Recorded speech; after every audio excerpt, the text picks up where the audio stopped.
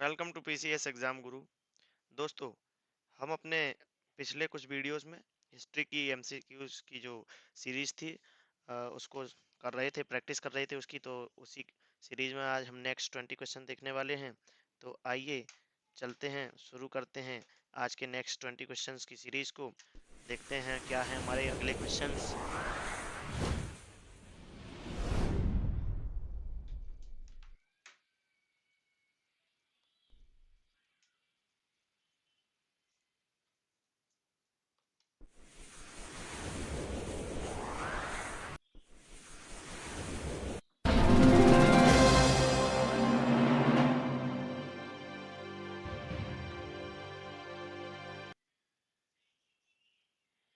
देखते हैं अपना आज का पहला प्रश्न क्या है। हमारा पहला प्रश्न उसे देख लेते हैं। क्वेश्चन नंबर 61 दिया हुआ है, मुगल काल में न्याय का सर्वोच्च अधिकारी कौन था? ऑप्शन ए काजी अल कुजात, ऑप्शन बी मनसबदार, ऑप्शन सी काली अल हजात या ऑप्शन डी इनमें से कोई नहीं। तो इसका राइट आंसर क्या होगा? इसका राइट आंसर होगा option A Kali Al Kujat. Mughal काल में काली अल कुजात जो था वह न्याय व्यवस्था जो होती थी उसका सर्वोच्च अधिकारी होता था। ठीक है, आगे बढ़ते हैं, अगला प्रश्न देखते हैं। जहांगीर के दरबार में ब्रिटेन के शासक जेम्स प्रथम का कौन सा राजदूत आया था? Option A Thomas Roe, option B James Hay, option C Thomas Howard या फिर इनमें से कोई नहीं। तो इसका राइट आंसर क्या होगा? इसका राइट आंसर होगा ऑप्शन ए थॉमस रो। जहांगीर के दरबार में जेम्स प्रथम ने थॉमस रो को भेजा था। यह व्यापार के लिए कुछ लेने आया था, तो इसको व्यापारिक अनुमति भी मिल गई थी। ठीक है दोस्तों, आगे देखते हैं, अगला प्रश्न देखते हैं अपना सीरीज का 63 क्वेश्चन और आज के वीडियो का तीसरा क्वेश्चन। मुगल शासक मोहम्मद शाह को किस नाम से जाना जाता था? शाहे बेखबर, रंगीला, पागल बादशाह या इनमें से कोई नहीं। तो इसका राइट आंसर होगा ऑप्शन बी मोहम्मद शाह रंगीला। आप सबने भी इसका नाम सुना ही होगा, काफी फेमस बादशाह है ये मुगलिया सल्तनत का। आगे बढ़ते हैं, अगला क्वेश्चन है, मुगल राजा शाह आलम द्वितीय का असली नाम क्या था? आलमगीर, अली गौहर, जूना खां या रोशन अख्तर जूना खां। तो इसका राइट आंसर क्या होगा? तो इसका असली उत्तर है ऑप्शन बी है, यानी कि अली गौहर। क्या है? अली गौहर जो था वह शाह आलम द्वितीय का असली नाम था। ठीक है, आगे बढ़ते हैं, अगला क्वेश्चन देखते हैं।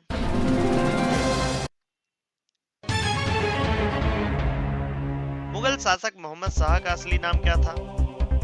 रोशन अख्तर, जूना खान, खुजस्ता खान या इनमें से कोई नहीं। इसमें इसका राइट आंसर क्या होगा? आइए देखते हैं, डिटेल में देख लेते हैं थोड़ा सा। मोहम्मद शाह का असली नाम रोशन अख्तर था, ऑप्शन ए। ठीक है दोस्तों, आगे बढ़ते हैं। अलाई दरवाजा को किसने बनवाया था? कुतुबुद्दीन ऐबक ने, अलाउद्दीन खिलजी ने, इल्तुतमिश ने या इनमें से किसी ने नहीं। तो इसका सही उत्तर होगा ऑप्शन बी अलाउद्दीन खिलजी ने। अलाई दरवाजा को अलाउद्दीन खिलजी ने कुतुब मीनार परिसर में बनवाया था। ठीक है, आगे बढ़ते हैं, अगला क्वेश्चन देखते हैं। बीजापुर सल्तनत की स्थापना किसने की? यूसुफ, आदिल शाह, महमूद द्वितीय या इनमें से कोई नहीं। यहाँ पर ये डबल टाइप हो गया तो इसको नहीं पढ़ेंगे हम। तो इसका राइट आंसर होगा ऑप्शन ए यूसुफ आदिल शाह। ठीक है, आगे बढ़ते हैं।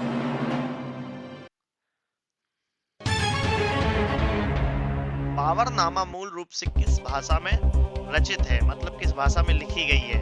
ऑप्शन ए फारसी, ऑप्शन बी चगताई, ऑप्शन बी सी मंगोली, ऑप्शन डी अरबी। तो इसका सही जवाब होगा ऑप्शन बी चगताई भाषा में लिखी है। बाबरनामा मूल रूप से चगताई भाषा में लिखी हुई है और इसका अबुल फजल ने फारसी में तुजुके बाबरी नाम से अनुवाद किया है। आगे बढ़ते हैं, मंगोलों के सबसे ज्यादा आक्रमण किसके काल में हुए? इल्तुतमिश के काल में, बलबन के काल में, अलाउद्दीन खिलजी या फिर जलालुद्दीन फिरोज के काल में? तो इसका सही जवाब होगा अलाउद्दीन खिलजी, यानी कि ऑप्शन सी। मंगोलों के सबसे ज्यादा आक्रमण अलाउद्दीन खिलजी के समय में हुए। आप सभी ने भी पद्मावत मूवी भी देखी होगी, उसमें भी मंगोलों को दिखाया जाता है। तो अलाउद्दीन खिलजी ने इन आक्रमणों से निपटने के लिए लौह और रक्त की नीति अपनाई। उसने राज्य को सुरक्षित रखने के लिए पुराने किलों की मरम्मत कराई और नए किलों का निर्माण करवाया। आगे देखते हैं अगला प्रश्न क्या है। आज का हमारा अगला प्रश्न, कुतुब मीनार का नाम किसके नाम पर रखा गया? बख्तियार काकी, कुतुबुद्दीन ऐबक, इल्तुतमिश या इनमें से कोई नहीं? अगर देखा जाए तो इसका सही जवाब होगा ऑप्शन ए, बख्तियार काकी।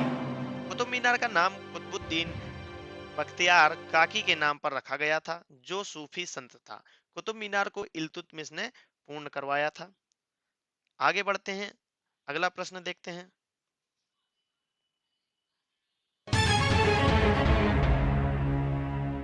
पूरी तरह से अरबी सिक्के भारत में सर्वप्रथम किसने चलवाए थे? कुतुबुद्दीन ऐबक ने, इल्तुतमिश ने, रजिया सुल्तान ने या फिर बलबन ने? तो इसका सही जवाब क्या है? इसका सही जवाब है ऑप्शन बी, यानी कि इल्तुतमिश ने।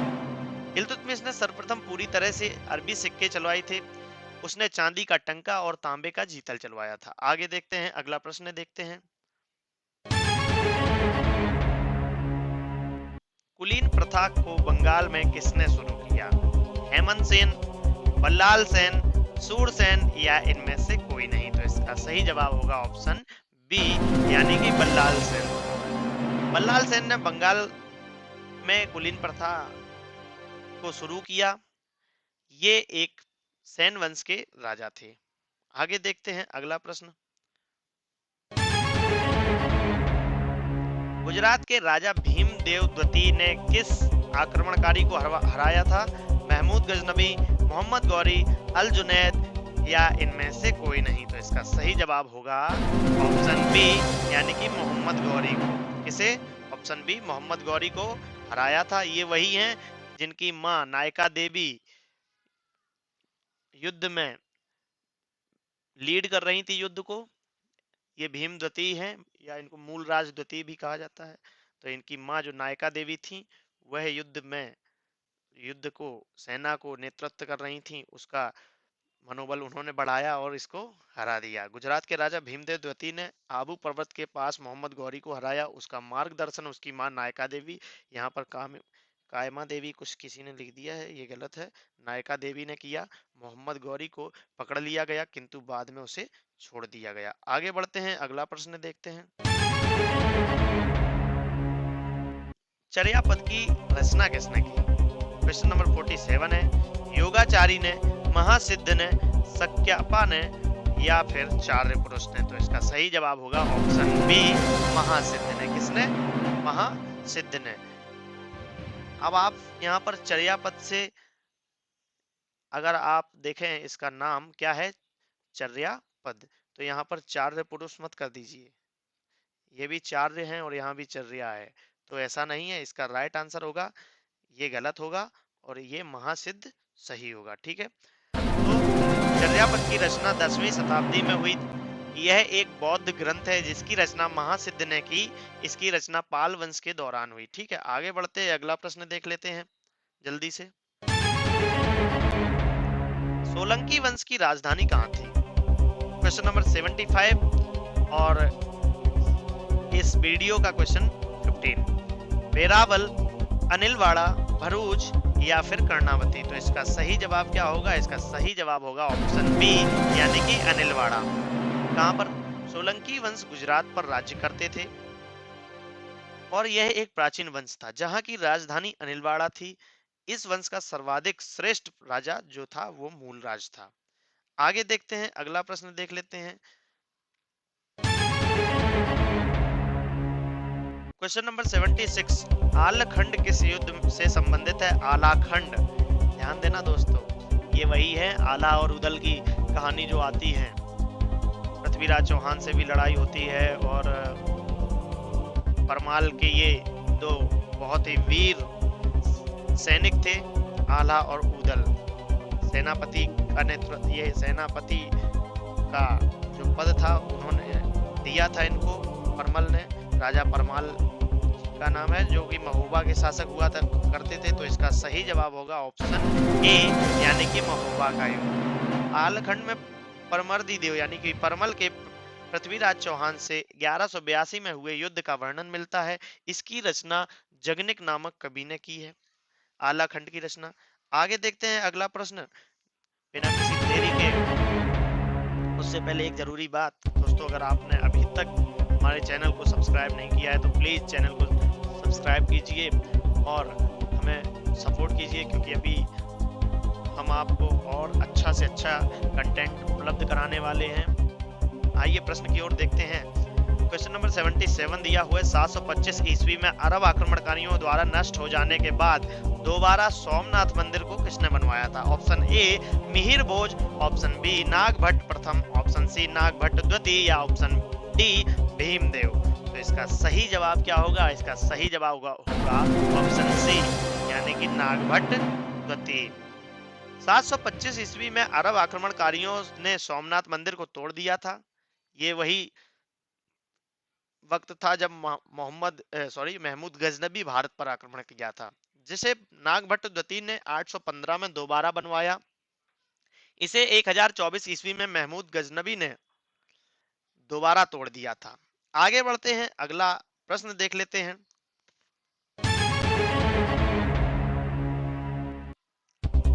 क्वेश्चन नंबर 78 है, राजपूतों ने किस अरब आक्रमणकारी की सेना को हरा दिया था? अल जुनैद, महमूद गजनबी, मोहम्मद बिन कासिम या इनमें से कोई नहीं। तो इसका सही जवाब होगा ऑप्शन ए, यानी कि अल जुनैद। क्या होगा? ऑप्शन ए अल जुनैद। गुर्जर प्रतिहार वंश के राजपूत राजा नागभट्ट प्रथम ने युद्ध की में अरब आक्रमणकारी जो था अल जुनैद, इसको हराकर वापस भेज दिया था। ठीक है दोस्तों, आगे देखते हैं अगला प्रश्न क्या है। क्वेश्चन नंबर 79, निम्नलिखित राजपूत वंशों में कौन सा अग्निकुल से संबंधित नहीं था? अग्निकुल से संबंधित कौन सा राजपूत वंश नहीं था? प्रतिहार, परमार, चौहान या फिर कछवाहा? तो इसका सही जवाब होगा ऑप्शन डी, यानी कि कछवाहा राजवंश। जो कछवाहा राजपूत थे वो अग्निकुल से संबंधित नहीं थे, और जो संबंधित हैं वो वंश कुछ इस प्रकार हैं। चौहान वंश अग्निकुल से संबंधित है, चालुक्य भी और परमार भी और प्रतिहार भी। ठीक है दोस्तों, आगे देखते हैं।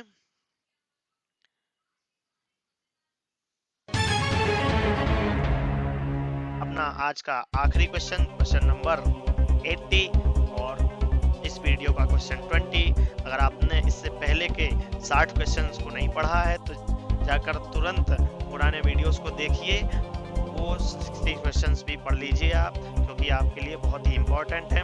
ये आखिरी क्वेश्चन है आज के वीडियो का। तो देख रहे हैं, चच नामक कहाँ के इतिहास से संबंधित है?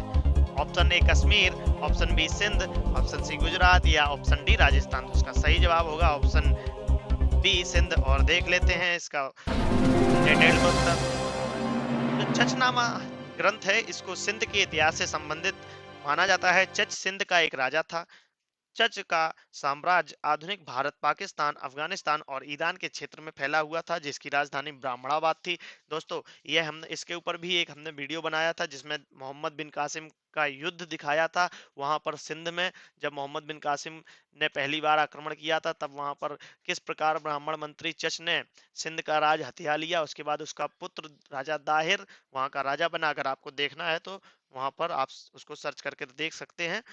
तब तक के लिए बने रहिए पीसीएस एग्जाम गुरु के साथ। यही था आज का हमारा आखिरी क्वेश्चन, और आगे मिलेंगे अगले वीडियो में नेक्स्ट 20 क्वेश्चंस के साथ। तब तक बने रहिए पीसीएस एग्जाम गुरु के साथ, और चैनल पर नए हैं तो लाइक, शेयर एंड सब्सक्राइब कीजिए। Thanks for watching.